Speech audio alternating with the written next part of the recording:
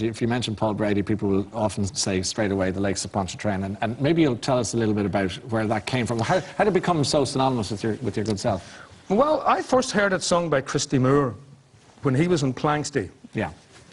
And that would have been the early 70s. And I then joined Planksty and took his place.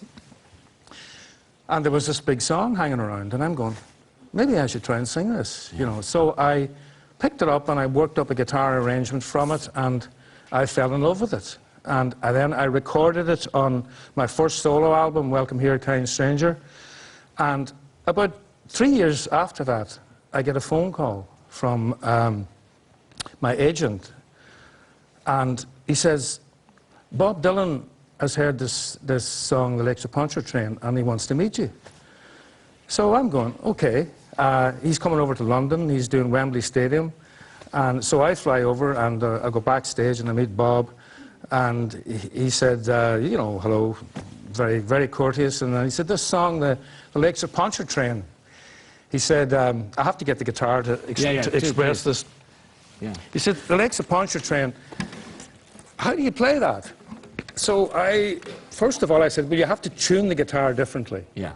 Because that's how it sounds, the way it sounds. So he gave me his guitar, and I tuned it up, and I said, so you do it like this, you see.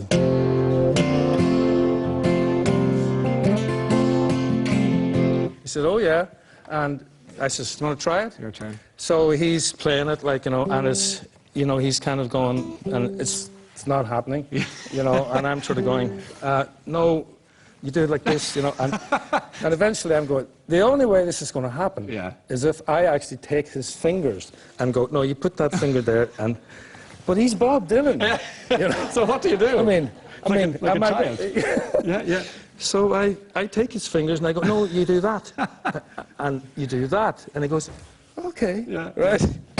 So that was how Bob Dylan learned how to play it. You literally had to pick his fingers off. Yes, and he toured quite often singing the songs after that. Yeah. Well, he had a good teacher. Lakes of Pontchartrain, it's a magical song because the context of it is quite confusing. It's from the southern states of America, and it comes from somewhere in the 19th century, the early 19th century, when, like, the Spanish, the French, and the British and the Americans were all kind of trying to carve out the Caribbean and all that.